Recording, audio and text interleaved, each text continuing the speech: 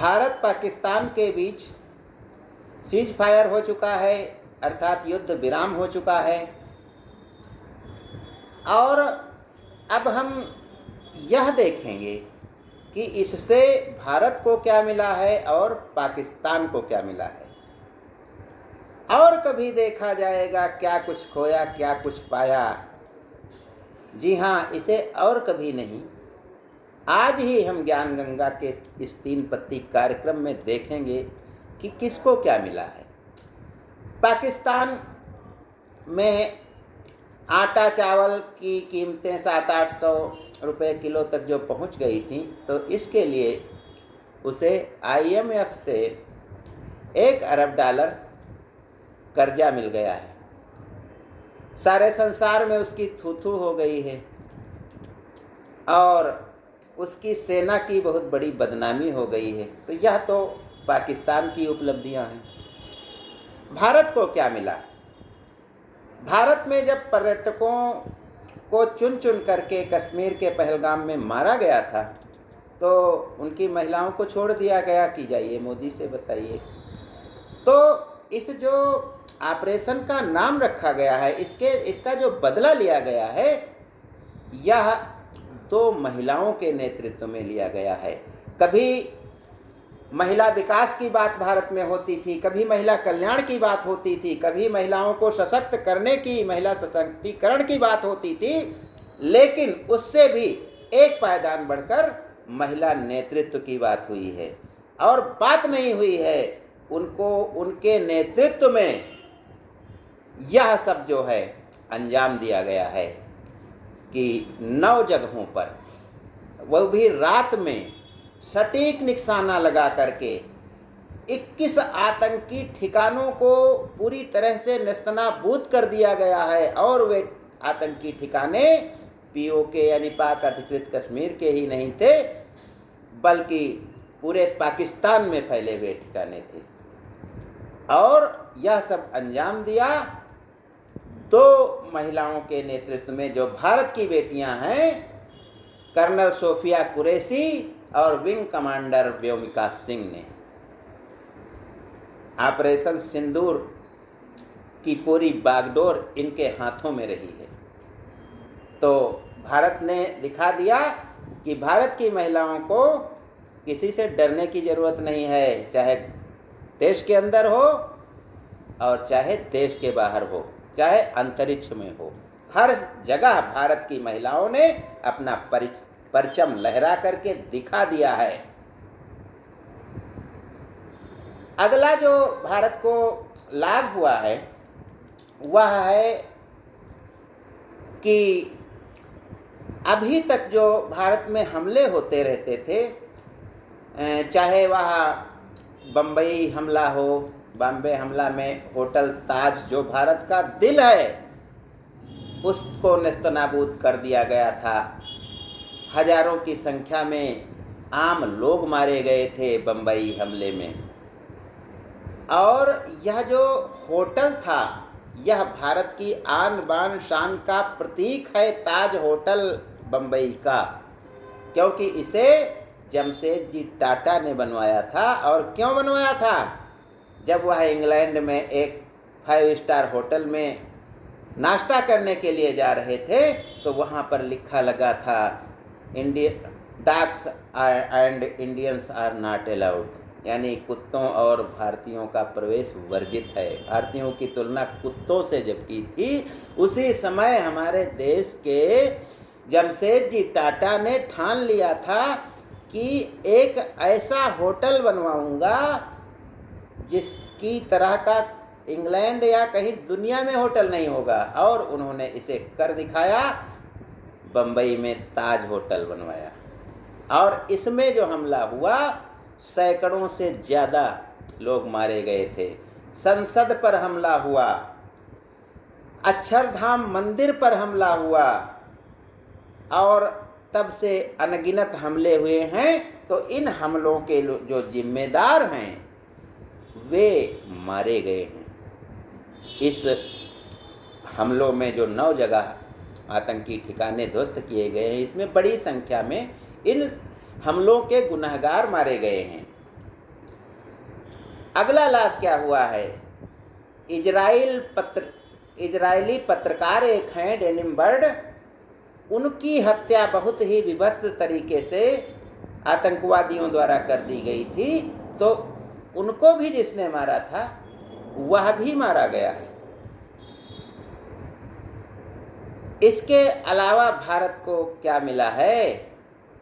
यह मिला है कि अब जब भी कभी भारत पर कोई पाकिस्तान की ओर से हमला होगा तो इसकी निंदा नहीं की जाएगी, सीधे युद्ध माना जाएगा कि पाकिस्तान ने युद्ध की शुरुआत कर दी है। अर्थात एक भी हमला अब होगा अगर, तो पाकिस्तान जड़ से मिटा दिया जाएगा।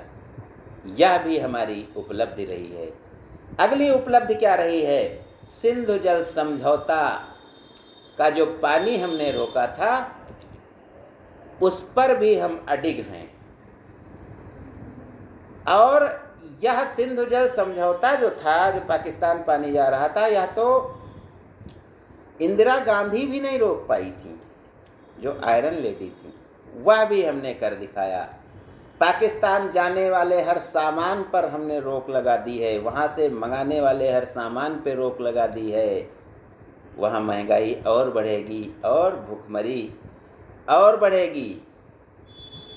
वहाँ तो पहले ही जब राशन बंटता है तो पुलिस लगानी पड़ती है, नहीं तो लूट ले जाएंगे।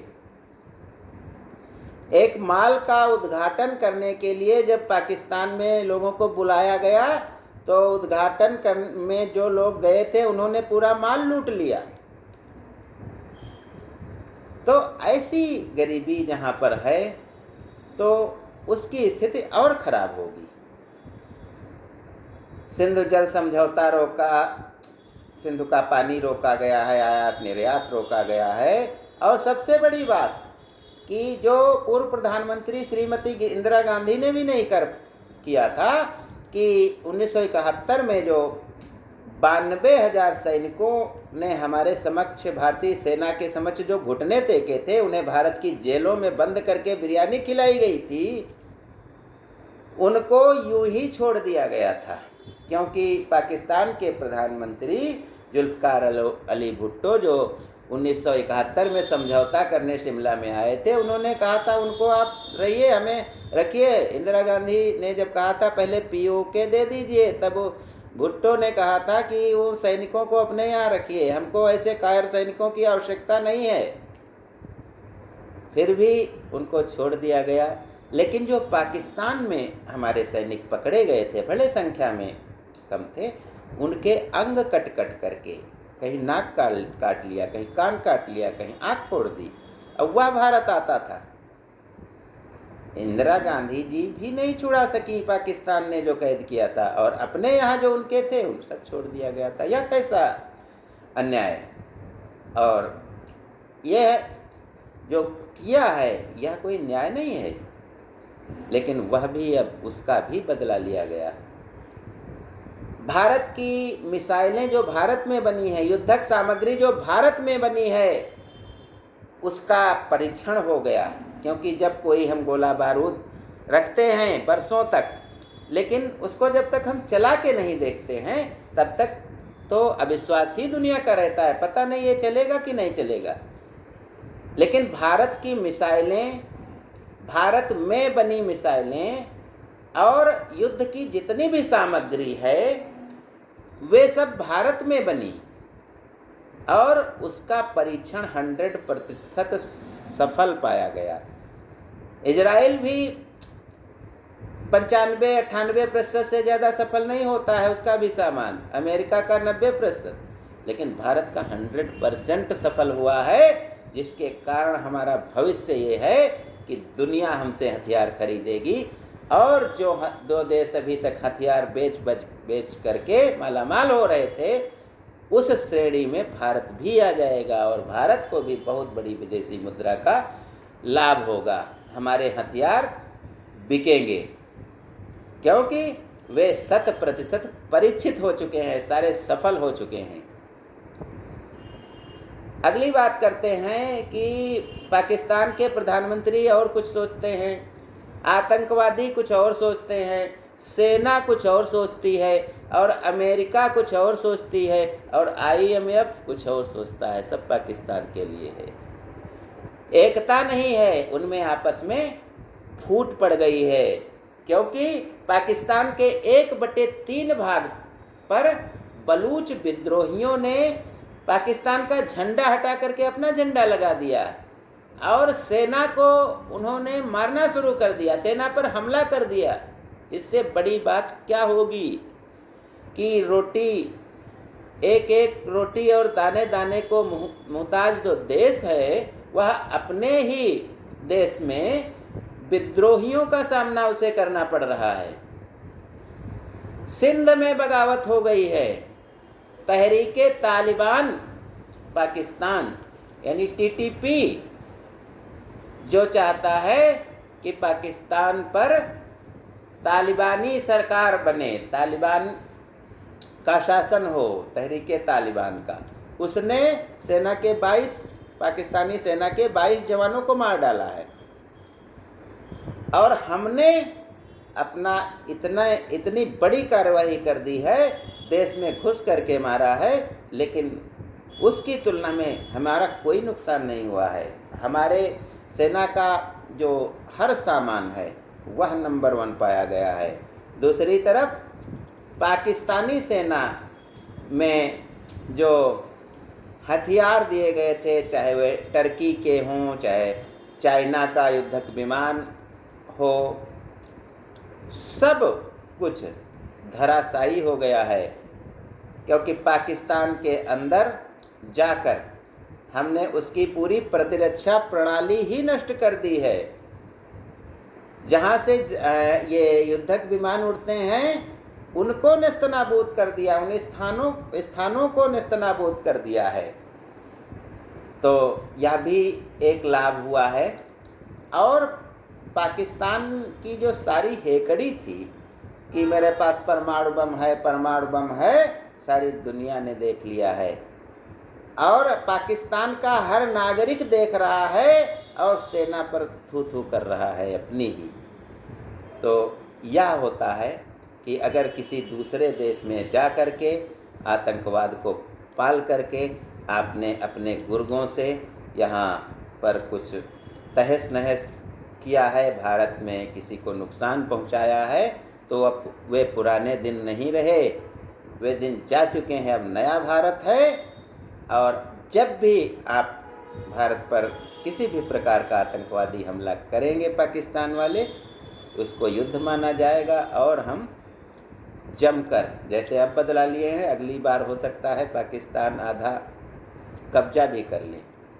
ज्ञान गंगा में बस आज इतना ही। जय हिंद, जय भारत।